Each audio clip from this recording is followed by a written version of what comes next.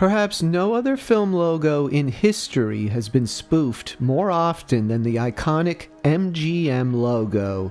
I've found dozens of examples from both movies and television. In this ongoing series, I'll be exploring 5 memorable MGM spoofs, many of which I bet you've never seen before. Just a reminder, if you enjoy this video, please hit the like button. If you haven't already, please also consider subscribing for even more trips into the Logoverse. Let's start at the very beginning. Bosko's Picture Show, 1933. Produced by Hugh Harman and Rudolph Ising, this Looney Tunes short may have the earliest MGM parody ever made. Although largely forgotten today, the character Bosko predates Bugs Bunny by over a decade. Rather than telling a single story, Bosko's Picture Show presents itself as an entire evening at the movies, with Bosko acting as our MC.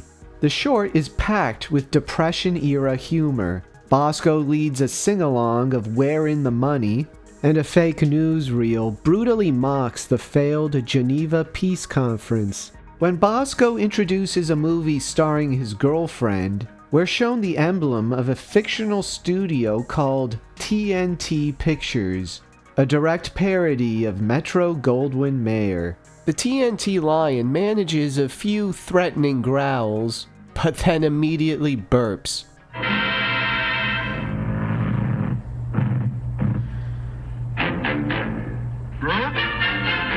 Also notice that the MGM motto, the Latin phrase Ars Gratia Artis, meaning art for art's sake, has been replaced by a much less dignified expression, eeny, meeny, miny, mo. In fact, this isn't the only logo spoof in the cartoon. Earlier, we're shown a parody of the Universal Pictures biplane emblem. It just goes to show how recognizable movie studio logos were by the early 1930s. For context, MGM was founded in 1924. Less than 10 years later, the spoofs had already begun, and audiences were aware enough of these symbols to get the joke. Bosko's Picture Show turned out to be the final Warner Brothers appearance of both Bosko and his girlfriend Honey. Shortly after the cartoon's release, creators Harman and Ising left Warner Brothers and eventually began producing cartoons for none other than MGM. Another bit of trivia: Bosko's Picture Show has one of the earliest animated depictions of Adolf Hitler in American media. At the time the cartoon was produced, Hitler had only recently become Chancellor of Germany. To many Americans, this odd political figure seemed like little more than an object of ridicule. During the fake newsreel, Hitler is portrayed as a comic buffoon, chasing comedian Jimmy Durante with a meat cleaver. The implication is that Hitler has mistaken Durante as Jewish because of the comedian's famously prominent nose. It's strong satire meant to knock Hitler down a few pegs, but unsurprisingly, the scene has often been censored. I should also note that Bosko himself does have racist origins. Although his design was influenced by Felix the Cat, many of Bosko's personality traits have their roots in minstrel shows. The racial caricature was toned down in later cartoons, but it has still damaged the character's overall legacy. Tom and Jerry, Switchin Kitten, 1961. By this time, Tom and Jerry were among the biggest cartoon stars in the world. Since the duo were MGM characters, it's no surprise that they had plenty of fun with their studio's legendary emblem. Between 1963 and 1967, the brilliant animator Chuck Jones brought a whole new style to the cat and mouse team. His cartoons open with a variant of the MGM logo, where Tom eventually takes the place of Leo.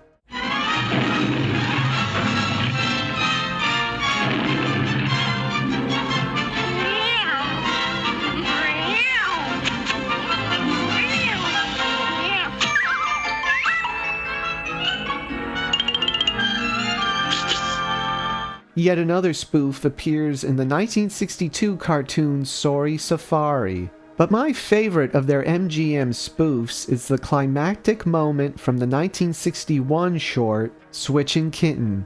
The story follows Tom as he seeks shelter inside the castle of a mad scientist who has switched the brain of a cat with that of a dog. A frantic Tom encounters other experiments, an elephant chirping like a bird, a rooster bleating like a sheep, and a cuckoo clock mooing like a cow.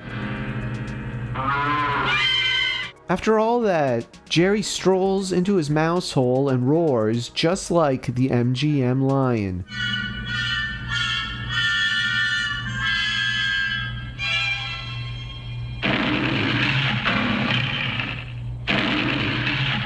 Even better, a golden border surrounding the hole resembles the logo's film strip. The gag works on two levels. It's a genuinely funny parody of the MGM logo, but it's far from a random joke. The moment serves as a perfect way to end the story, fitting seamlessly into the actual narrative and giving Tom a final scare he just can't handle.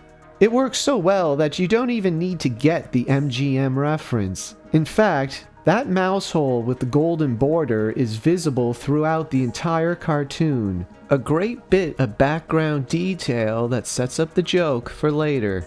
MTM Enterprises, 1970. This may very well be the most famous MGM parody ever created. In 1969, actress Mary Tyler Moore and her husband at the time, TV executive Grant Tinker, founded a new television production company, MTM Enterprises. The following year, the company unveiled its logo, an animal framed in the center of a circular ribbon. But instead of a roaring lion, we were greeted by an adorable orange tabby kitten named Mimsy. A rescue cat from an animal shelter, Mimsy became an essential part of the television experience. The logo appeared after some of the most acclaimed television programs of the era. The Mary Tyler Moore Show, of course, but also Lou Grant, Rhoda, Hill Street Blues, Remington Steele, and St. Elsewhere, just to name a few. Mimsy was filmed as she turned her head to lick some milk from her paw. That footage was then played in reverse to achieve the look of Mimsy meowing. The sound heard in the logo isn't actually from Mimsy. It's a previously recorded sound effect, taken from a different cat, which is ironic as Leo's thunderous roar is also dubbed. It is coming from a tiger and not a lion. The MTM logo took on a life of its own, with many customized versions. For Hill Street Blues, Mimsy wore a police cap. For Remington Steele, she sported a pipe and a Sherlock Holmes hat. For St. Elsewhere, she appeared in medical scrubs. Most logo spoofs are remembered for a moment, but MTM evolved far beyond a one-off joke and became a successful brand unto itself, appearing on television for decades. It's arguably the single most culturally important MGM spoof ever made. Don't believe me? Just ask Quagmire. Oh, okay, here it comes, James. Here comes the part I was telling you about. Ah, you're one of those! Strange Brew, 1983. The comedy genre had undergone a revolution in 1978 thanks to the classic Animal House. Subsequent films like Meatballs, Caddyshack, and The Blues Brothers continued that revolution, ushering in a new era of modern comedy. Strange Brew followed in those footsteps, bringing the popular SCTV characters Bob and Doug McKenzie to the big screen. Played by Rick Moranis and Dave Thomas, the two beer-loving brothers had already become cult icons, thanks to their Great White North sketches. Good day, this is Canadian Corner. I'm Bob McKenzie, and this is my brother Doug. Doug? Hey, take off. They don't hit anybody. I'm just minding my own business here. We're What going are you doing? I said this is my brother Doug. You're supposed to say good day. What? What? Can you hear me? Oh, geez, now I You're can't. wearing earmuffs for inside anyway, eh? Because I got a chill, eh? And I thought I might get sick. Don't Give me drink this. my beer. Well, I'll get another We'll get one. another one then. Strange Brew immediately breaks the fourth wall with a brilliant opening sequence. The MGM logo appears normal, but the lion belches instead of roars. Then the camera pans around as we hear Bob and Doug urging the lion to make some noise, because they have to get the movie started. Hey, growl, will you know? Make some noise, you know. Yeah, we gotta start the movie. Hey, keep growling. Gee, I think he's bummed out. Stick a pin in his bum, eh? No way. What are you on, Valium? It's revealed that we're actually on a film set. Standing behind the logo wall are Bob and Doug, drunkenly trying to get the lion to roar, with Doug even cranking the lion's tail like an engine. Maybe I ought to crank his tail, eh? That'll start him up. Okay, start up. Come on, eh? Maybe we gotta call Start Marlon up. Perkins, eh? Get Wild Kingdom here, eh? Hey, come. Oh, geez, you getting mad, eh? Yeah. Oh, geez, we gotta get home. Just as the brothers have moved on, the lion finally roars off screen. A joke that's been building from the very first frame pays off over a minute later. Go to TV. This is the difference between TV and movies, eh? So? Okay, go back to movies. Geez, now that hoser's growling. Yeah. Take off, will you? We're doing our movie. Don't wreck our show, you hoser.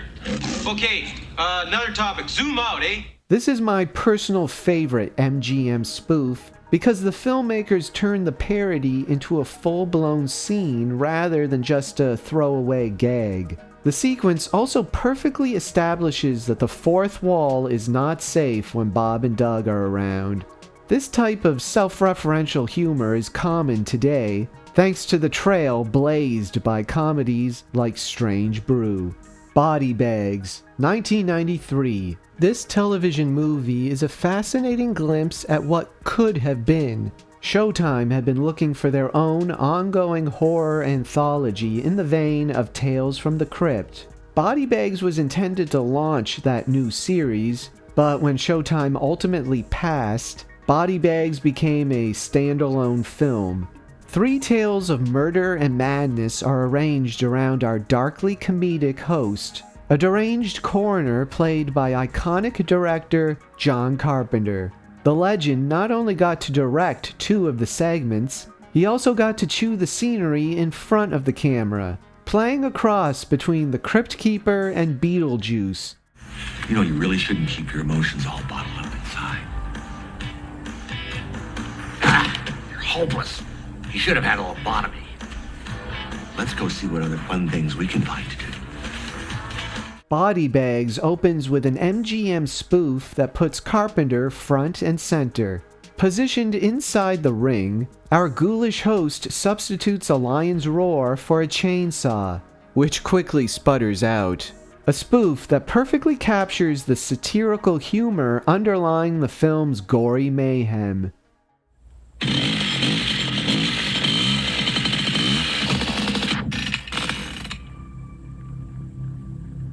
Once again, the MGM motto Ars Gratia Artis has also been changed, this time to Sanguis Gratia Artis, which translates into blood for art's sake. The marble backdrop resembles a mausoleum crypt, decked out with some nice gothic details.